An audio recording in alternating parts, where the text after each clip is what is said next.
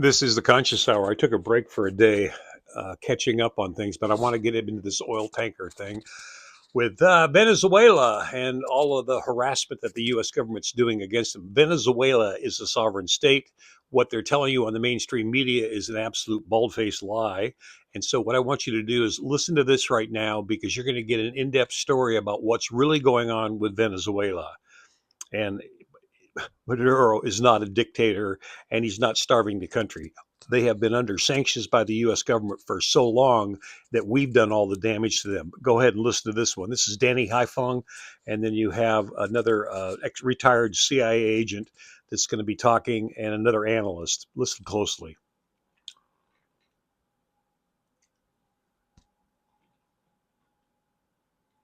Need to be brought to heel. Yeah. Yeah, well, Patrick, I'm curious, does this end well? Because as Larry was talking, it made me think about the fact that with the tanker seizures, all these threats on Venezuela, it's not like this is something that is going to lead to immediate victory, or maybe it doesn't lead to victory at all. Dropsite News reported right before the seizure of the Marinera tanker that at least 16 sanctioned oil tankers have tried to evade the U.S. naval blockade on Venezuelan oil exports over the last 2 days, according to the New York Times. And they're doing so using a variety of means.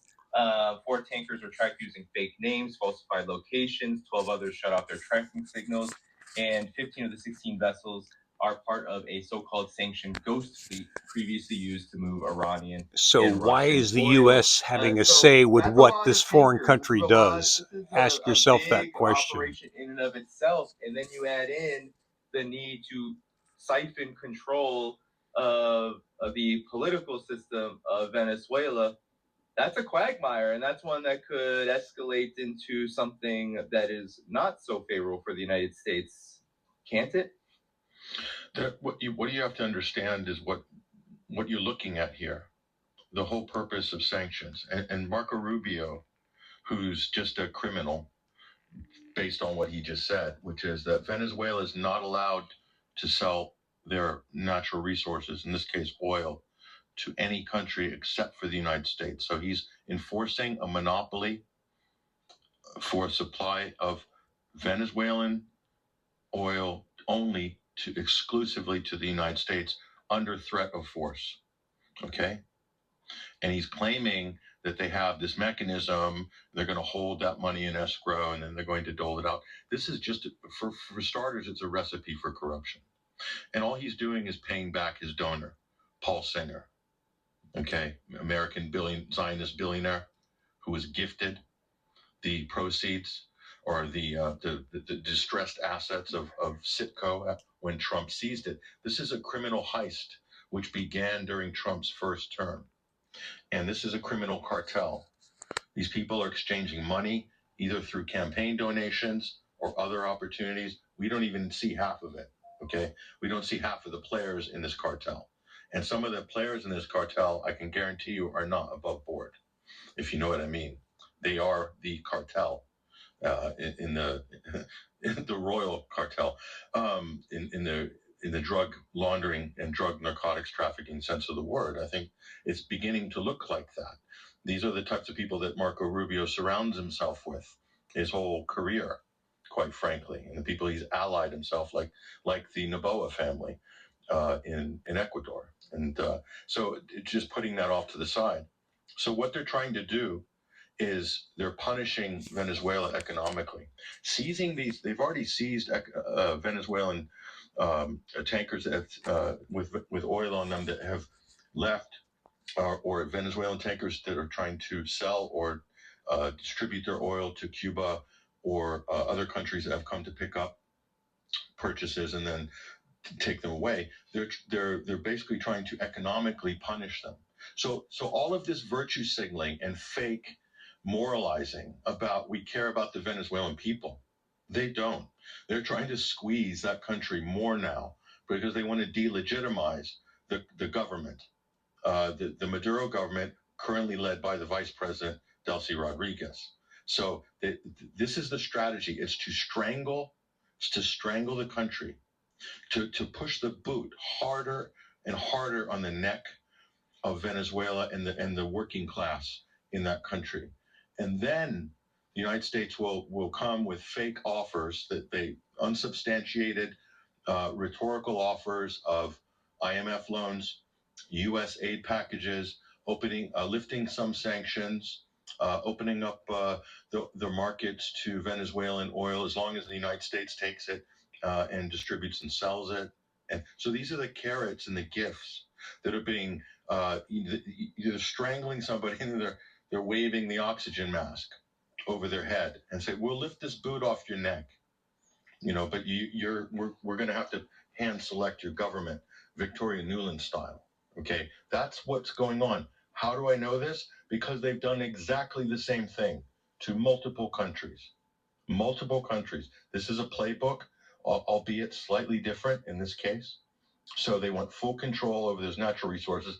They don't want. So what China only bought 5% of the Chinese supply. Glenn Beck and all these sort of fake conservatives bloviating all over right-wing media are saying this Trump has really given the knockout punch to the Chinese. No, China was helping Venezuela under sanctions so they could get money to feed their people, to meet their balance of payments, to meet their obligations financially. Okay, that's what China was doing. It wasn't. China doesn't rely on Venezuelan oil. It can get its oil from other sources, including Russia. So, so the U.S. is trying to choke them off so that nobody can help them. And the only help that will be allowed to Venezuela is the help that the United States deems it, or the IMF deems it. They want to push that country into perpetual debt, bankruptcy, and boom, into receivership. And now that's what you're looking at. They've been forced into receivership by the United States of America, by Donald Trump, beginning in his first term, and now he's coming to base as the debt collector. This is such a criminal enterprise, just propped up on a whole bevy of lies that the Chavez and the Maduro governments have made the country poor, pushed them into abject poverty. There's no hospital supplies. Nobody mentions sanctions in any of the U.S. media or any U.S. politician. It's just so patently dishonest, and it's just so deceptive that I would say it's evil. How this is done in concert between media and politicians is so breathtaking that it's just unbelievable. They will blame the victim after they've just strangled them to death, and then blame them, and then say that they're the savior. I mean, That's a reality check, folks. So think of it this way: our government's supposed to represent the interest of us, we the people. So, do you like the fact that the rogue cartel members, meaning this mafia that basically comes into power, U.S. government representatives, Marco Rubio, et cetera, they're in Republicans and Democrats. It doesn't make any difference. Some are worse than others. But we have this model that we can go into any foreign country, raid their resources, starve them off economically so we can take control of their resources. But it's not we the people.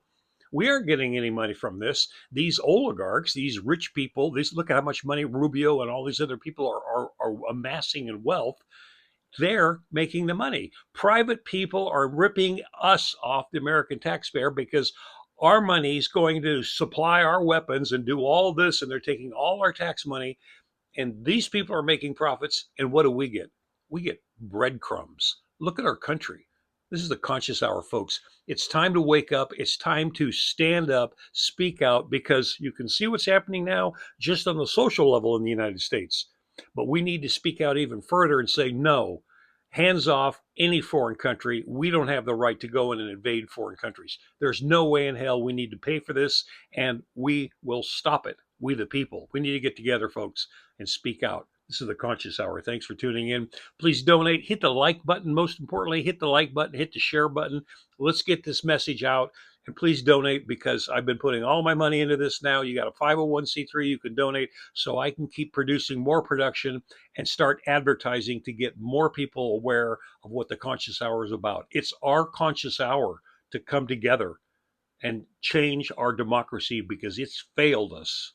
Just look at how much money you don't have. Look at how bad everything is in the United States for most every American. Thanks for tuning in to the Conscious Hour. Please share this with your friends and people you don't know.